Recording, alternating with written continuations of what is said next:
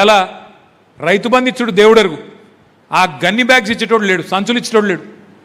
సంచులన్నీ ఆడపోయినాయిరా అని తెలుసుకుంటే రాహుల్ గాంధీకి పోతున్నాయట.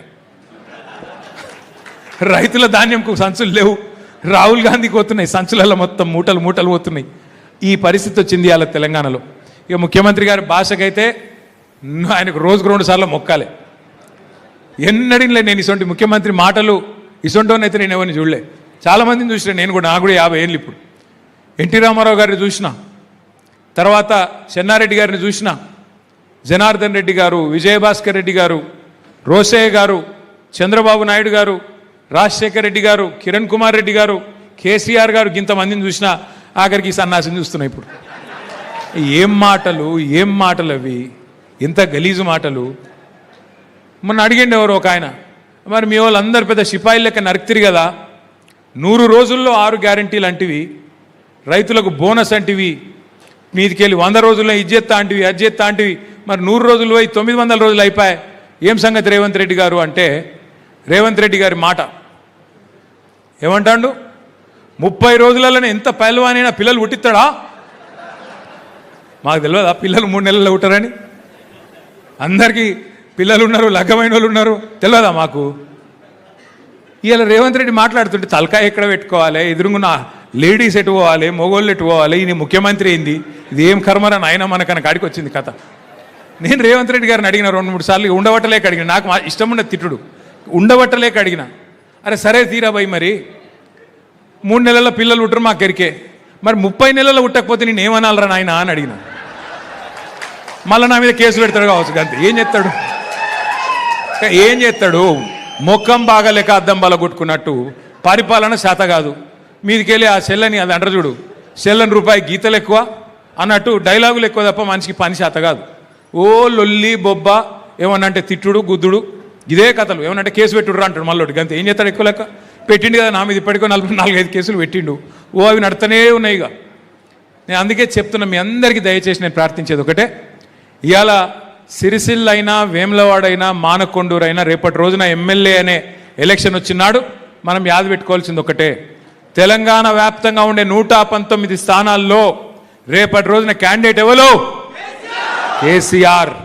ఇక క్యాండిడేట్లను చూసేది లేదు, ఆయన మంచోడా చెడ్డోడా, పొట్టిగున్నాడా పొడుగున్నాడా లేదు, ఓన్లీ కేసీఆర్ను తెచ్చే ఎలక్షన్ కావాలి. 119 స్థానాల్లో కేసీఆర్ నిలుస్తున్నాడు, కేసీఆర్ని తెచ్చుకోవాలి. ఇది అసెంబ్లీ ఎలక్షన్ కాదు, తిరిగి కేసీఆర్ని తెచ్చే ఎలక్షన్ అనే స్థాయిలో మన పనితీరు ఉండాలి. దయచేసి నేను మిమ్మల్ని కోరుతా ఉన్నాను. అయితే మరి మాటలతోని ఉపన్యాసాలతోని ఓట్లు పడితే బాగానే ఉంటుండే, అట్లా కాదు. మీరు బూత్ స్థాయిలో, బూత్ లెవెల్లో మా అక్క చెల్లెళ్ళు, మా అన్నదమ్ములు, మీరు తగులుకోకపోతే, మీరు గట్టిగా పనిచేయకపోతే, మీరు లాపర్వా చేయకుండా గట్టిగా నిలబడితేనే మనకు ఓట్లు వస్తాయి. మనకు 287 బూతులు ఉన్నాయి సిరిసిల్ల నియోజకవర్గంలో. బూత్ నెంబర్ 1 వీర్నపల్లి మండలం, వన్పల్లి గ్రామం. వన్పల్లి వాళ్ళు ఉన్నారా? థ్యాంక్ యూ తమ్మి, ఇద్దరు వచ్చిర్రా, థ్యాంక్ యూ.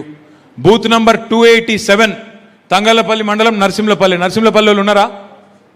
డుమ్మా కొట్టిరా? ఏడున్నారు తమ్మి, కనబడతలేరు, అందుకే వలాయించి అడుగుతున్నా. నరసింహపల్లి వాళ్ళు రాలే, ఆగానా? రాలే. బూత్ ఏజెంట్లు అన్నారు, రాలే. సరే రాలే, పర్వాలేదు. ఉన్నారా? ఏడున్నారు తమ్మి? నాకు కనబడతలేనని చెప్పి ఏదో కట్టుకొడుతురా? సరే కానీ రైట్, వచ్చిర్రు, సంతోషం. నరసింహపల్లెలు కూడా వచ్చిర్రు, సంతోషం. 287 బూతులు ఉన్నాయి. ఇవాళ మనం పెట్టుకున్న ఈ కార్యక్రమం ఏంటిది అంటే 2 ఉద్దేశాలతో పెట్టుకున్నాం. నంబర్ 1, పార్టీ సభ్యత్వ నమోదు కార్యక్రమం, మళ్ళీ తిరిగి కమిటీలు వేసుకునే కార్యక్రమం, శిక్షణ ఇచ్చుకునే కార్యక్రమం. ఏదో ఊకదంపుడు ఉపన్యాసాలు ఇచ్చినట్టు కాకుండా, వ్యవసాయంలో 10 ఏళ్ళు కేసీఆర్ ఏం చేసిండు, 30 నెలల రేవంత్ రెడ్డి ఎట్లా దాన్ని అష్టవ్యస్తం చేసిండు, ఆగమాగం చేసిండు, ఒక ట్రైనింగ్ క్లాస్ ఉంటుంది. ఆ శిక్షణ కార్యక్రమం పెట్టుకోవాలి.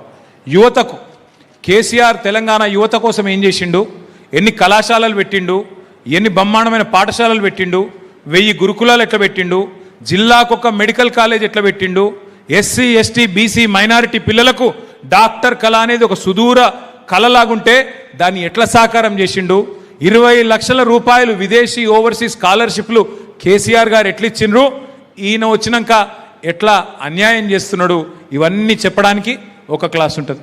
మా ఆడబిడ్డలు మహిళలు మీకోసం కేసీఆర్ గారు ఏం చేసిండ్రు, రేవంత్ రెడ్డి గారు వచ్చిన తర్వాత ఏం జరుగుతున్నది చెప్పడానికి ఒక క్లాస్ ఉంటుంది.